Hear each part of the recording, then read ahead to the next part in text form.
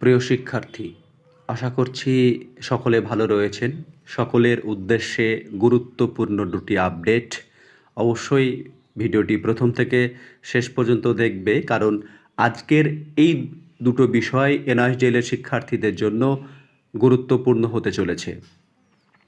প্রথম বিষয় রয়েছে সুপ্রিম কোর্টে ট্রান্সফার পিটিশনের গুরুত্বপূর্ণ আপডেট কি রয়েছে। আজকে যে ট্রান্সফার পিটিশনের শুনানি ছিল, সেই ট্রান্সফার পিটিশনের শুনানি কি হলো। 2 নম্বর বিষয় হচ্ছে বিশ্বনাথ স্যারের কেসের আপডেট কি উঠে এসেছে। এই বিষয় দুটো নিয়ে আজকে পুঙ্খানুপুঙ্খ আলোচনা হবে, তাই ভিডিওটি প্রথম থেকে শেষ পর্যন্ত দেখবে। এবং আমার চ্যানেলে যারা একদমই নতুন, তারা অবশ্যই চ্যানেলটিকে সাবস্ক্রাইব করে পাশে থেকো, কারণ এনআইএসডিএল-এর শিক্ষার্থীদের দুর্দিন শেষ হয়ে সুদিন ফিরতে চলেছে। এনআইএসডিএল-এর শিক্ষার্থীরা দেরিতে হলেও পরিশ্রমে হলেও এনআইএসডিএল-এর শিক্ষার্থীরা জিতবে, এটা মিলিয়ে নিও সকলেই। তো আমরা জানি যে নভেম্বর মাসে এনআইএসডিএল-এর শিক্ষার্থীদের রায় সুপ্রিম কোর্টের যে বেঞ্চে হয়েছিল, তারপর থেকে এনআইএসডিএল-এর শিক্ষার্থীরা যথেষ্ট ক্লান্তি, যথেষ্ট সমস্যার মধ্যে দিয়ে দিন গুনছে।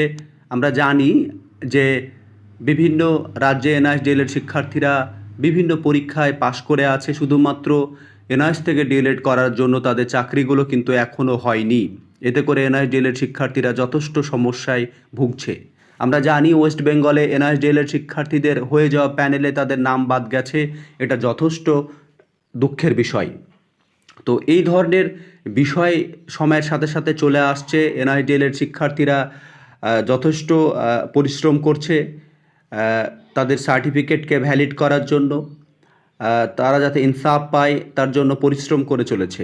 আমরা জানি যে এনআইএসডিএল-এর শিক্ষার্থীরা সেই এডুকেশন মিনিস্টার থেকে শুরু করে বিভিন্ন জায়গার বিভিন্ন এমপি, তারপরে শিবসেনা থেকে শুরু করে সকলের সঙ্গে যে কথোপকথন, অক্লান্ত পরিশ্রম আমরা সময়ের সাথে সাথে দেখেছি যে এনআইএসডিএল-এর শিক্ষার্থীরা তাদের পরিশ্রম জারি রেখেছে। আমরা জানি যে পরবর্তীতে পাপ্পু স্যারের কেস, তারপরে কৌশিকদার কেস, তারপরে এলাহাবাদে এগুলোতে কেসগুলো ডিসপোজ বা ডিসমিস হয়ে যাওয়ার পর থেকে এনআইএসডিএল-এর শিক্ষার্থীদের মন টোটালি ভেঙে যায়। তারা ভেবে নেয় যে হয়তো এনআইএসডিএল-এর শিক্ষার্থীদের আর কিছু হবে না।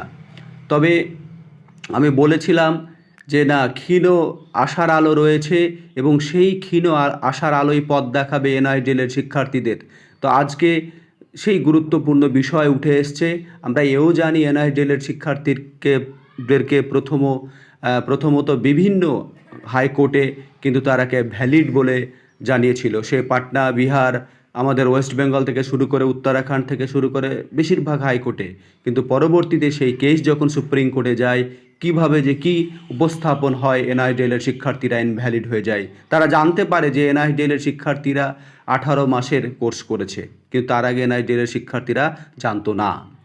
তো প্রথম যে বিষয় রয়েছে, আমরা মূল বিষয়ে ফিরে যাব যে সুপ্রিম কোর্টে ট্রান্সফার পিটিশনের গুরুত্বপূর্ণ আপডেট কি রয়েছে। আমরা জানি, আমি এর আগে ভিডিও দিয়েছি যে ট্রান্সফার পিটিশন সমস্ত কোর্টগুলোতে যে কেস রয়েছে, সেই কেসের রায়দান সুপ্রিম কোর্টের মধ্যে দিয়ে হোক।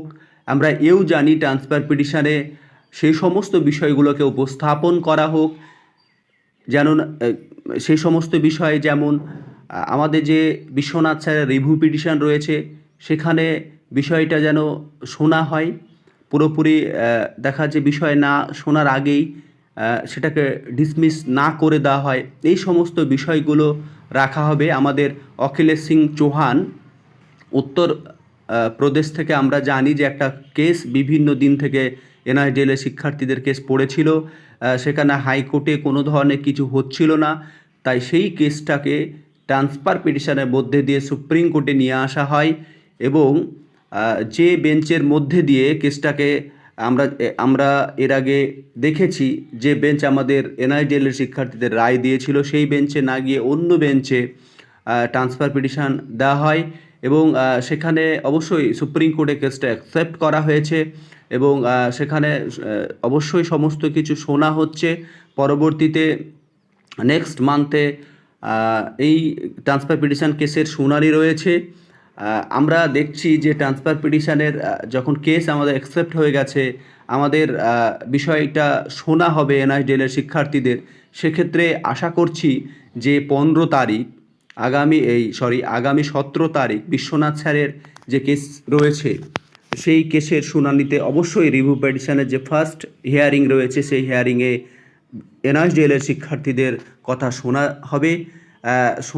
কেসে একদম ডিসমিস হয়ে যাচ্ছে না, সেখানে সমস্ত বিষয় এনআইএসের তরফ থেকে রাখা হবে। এইভাবেই যে সুপ্রিম কোর্টে ট্রান্সফার পিটিশন এবং বিশ্বনাথ স্যারের যে কেসের আপডেট সেটা খুব গুরুত্বপূর্ণ জায়গায় এবং ভালো জায়গায় রয়েছে আশা করছি। তো ট্রান্সফার পিটিশনের বিষয়টা অনেকের মাথায় নাও ঢুকতে পারে। আমি বলে দিচ্ছি যে ট্রান্সফার পিটিশন হচ্ছে বিভিন্ন হাইকোর্টে এনআইডিএলের শিক্ষার্থীদের যে কেসগুলো পেন্ডিং হয়ে আছে, এখনও সঠিকভাবে কিছু হচ্ছে না, সেই কেসগুলোকে ট্রান্সফারের মধ্যে দিয়ে সুপ্রিম কোর্টে বলা হয়েছে যে সেই কেসগুলোকে ট্রান্সফার পিটিশনের মধ্যে দিয়ে নিয়ে আসা দরকার, বা যারা নেতৃত্ব দিচ্ছে এনআইডিএলেরদের তাদের বক্তব্য ট্রান্সফার পিটিশনের মধ্যে দিয়ে সেই কেসগুলোকে সুপ্রিম কোর্টে নিয়ে এসে সেখান থেকেই শুনানির মধ্যে দিয়ে সমস্ত বিষয়টা কমপ্লিট করা। কেননা আমরা জানি যে বিভিন্ন হাইকোর্টগুলোতে যে রায় বা কেসগুলোকে যেভাবে অ্যানালাইসিস করছে তাতে করে সুপ্রিম কোর্টের উপর সমস্ত বিষয় ঠেলে দিচ্ছে, সুপ্রিম কোর্টের রায়ের উপর। সেক্ষেত্রে বলা বাহুল্য যে ট্রান্সফার পিটিশনের মধ্যে দিয়ে কেসগুলোকে আমার মনে হয় বিভিন্ন হাইকোর্ট থেকে সুপ্রিম কোর্টে নিয়ে যাওয়া দরকার, তাহলে সমস্ত বিষয় রাখা হবে। এবং সুপ্রিম কোর্ট বারবার যেটা বলছিল লিগ্যাল ওয়েতে আসার, তাহলে লিগ্যাল ওয়েতেও আসা হবে এবং সমস্ত বিষয় এনআইডিএলের শিক্ষার্থীদের পক্ষে থাকবে আশা করছি। তবে বিশ্বনাথ স্যারের কেসেরও আপডেট আমরা পেয়ে যাব 17 তারিখ, যে ফার্স্ট হিয়ারিংয়ে কী হচ্ছে। কেস লিস্টেড হয়ে আছে, এখন দেখা যাক শেষ পর্যন্ত কি দাঁড়ায়। আমাদের এনআইডিএলের শিক্ষার্থীদের ভাগ্য ফিরছে কি হচ্ছে। তবে বলা যায় যে একটা ভালো খুশির খবর, এনআইডিএলের শিক্ষার্থীরা অবশ্যই শেষ পর্যন্ত জিতবে এবং তাদের নিশ্চয়ই সুপ্রিম কোর্ট একটা পথ দেখাবেন, যে পথের মধ্যে দিয়ে এনআইডিএলের শিক্ষার্থীরা হাঁটলে তাদের সার্টিফিকেট ভ্যালিড হবে এবং বিভিন্ন চাকরির পরীক্ষার ক্ষেত্রে তারা গ্রহণযোগ্যতা ফিরে পাবে আশা করছি।